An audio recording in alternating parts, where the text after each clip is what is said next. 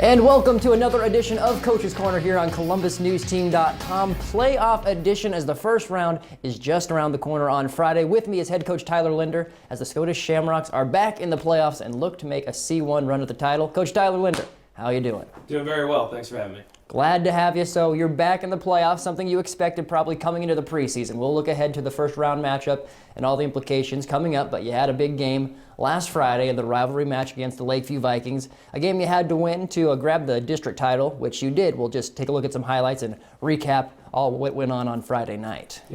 Yeah, we came out Friday night, and I think we played really well in the first half, and went into halftime feeling really comfortable. We were up 21-0, but then we started to crumble a little bit in the third quarter, and much to Lakeview's credit, they put a lot of pressure on us, and we didn't keep our composure at all times in the second half.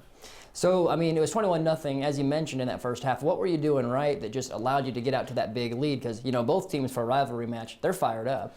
Yeah, I think both teams came out guns a-blazing, but I think Coach Pellon and our offensive staff had a great game plan going in, and I think we were able to keep their offense in check. But we changed up a few things.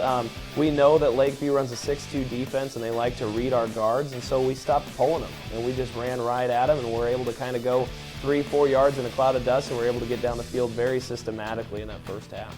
And a byproduct maybe of that systematic change on offense was Jake Boss. He pounded 3 in for those 21 points in that first half. It just seemed like he was just going straight on, and you were just saying, we'll bowl you guys over. Yeah, I think all of our backs had very good night, but Jake in particular, scoring as many touchdowns as he did the other night in an impressive fashion.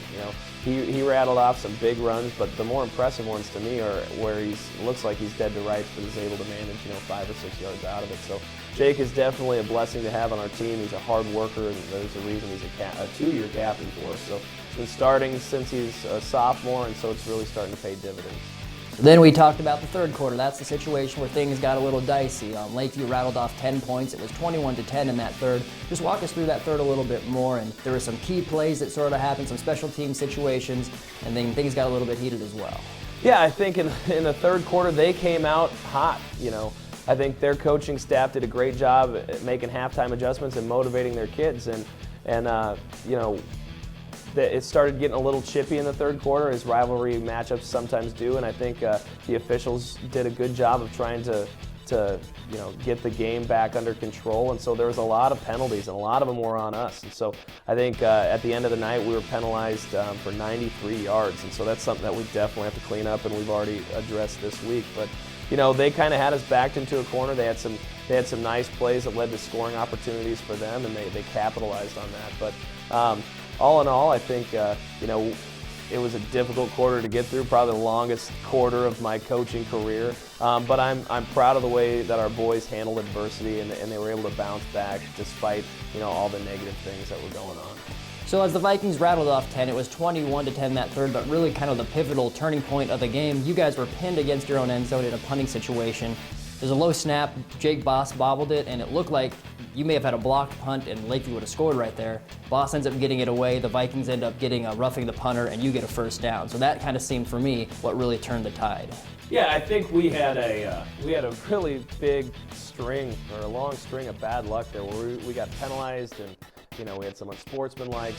We had a holding call and a procedure penalty. So we really pinned ourselves back deep into our end zone, and then I think just that long string of bad luck led to a bobbled snap, and Jake Boss, being the athlete that he is, was able to recover from that poor handling of the ball, and he kind of ran it off to the right a little bit, was able to get it off, but in the attempt he was roughed by some of the Lakeview Vikings, and so it's a close call. It's a real subjective call, but the official was right there. I mean, he was within 5 feet, so he definitely had a better line of vision than anybody else on the field, and so he called roughing the punter. It was all that we needed to swing the momentum back our way, and we marched right down the field after that and put some more points on the board. 42-18 was the final score. Bailey Pelster, though, a highlight of that fourth quarter, had a big run for a touchdown, and he eclipsed the 1,000-yard mark on the year. Yeah, Bailey had a great fourth quarter.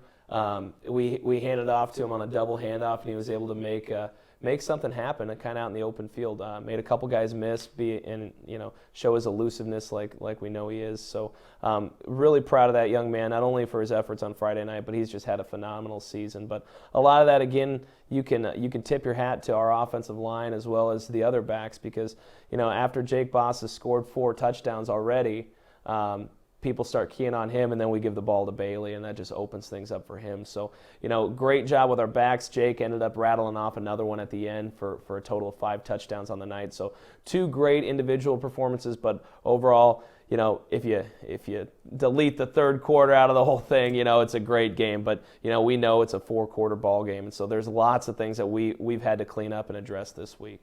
All right, and moving forward, you find out you're the number 1 seed in all Class C1. Even with that 1 loss, you still have more power points than Norfolk Catholic, which you have to probably feel good about. I don't know if you look at that as a moral victory as the number 1 seed, but I mean, preparing this week, what's it like knowing that you're the top dog in C1? It's a nice feeling to know that you're the number 1 seed, but as soon as the bracket comes out, you can throw all rankings and seedings out the window. It's just a roadmap to get to Lincoln, and so we're wholeheartedly focused on preparing for the O'Neill Eagles this week, and they do some very nice things that'll really stress our team in multiple ways. So we've got to have a good rest of the week in practice in order to have a chance against a great team. And O'Neill, as you mentioned, they're coming in at 6-3. So just from what you've seen so far, what do they bring offensively and defensively? This is a team you don't normally see, like the teams you played during the regular season. Yeah, it's actually kind of a breath of fresh air to see a team that you're not used to seeing year in and year out. And so this O'Neill team, they've got some great skill guys. They're a little bit younger, but they're aggressive.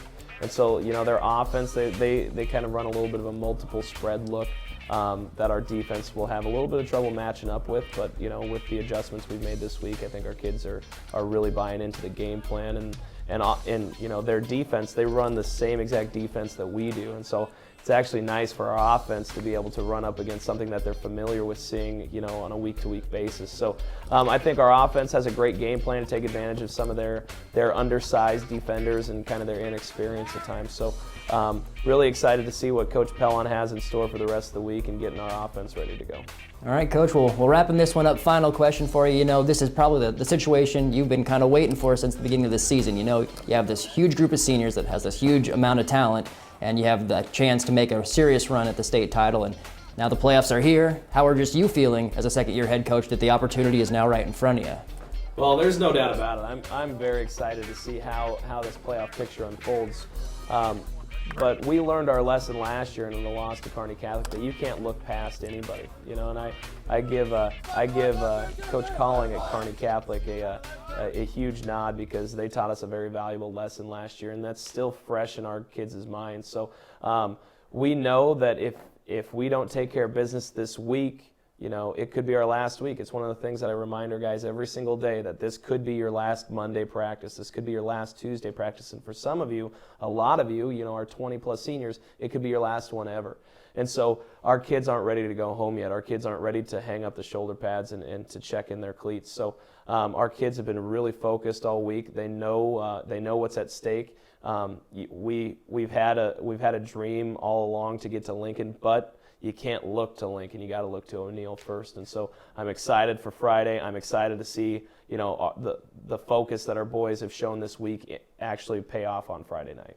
All right, Coach. Well, we're also excited. We'll be broadcasting that game on ColumbusNewsTeam.com. The first time we've done a playoff game, so we're very excited for that as well, and hoping for a SCOTUS win. Hey, thank you very much, and thanks for all the coverage this year, guys. You've been great.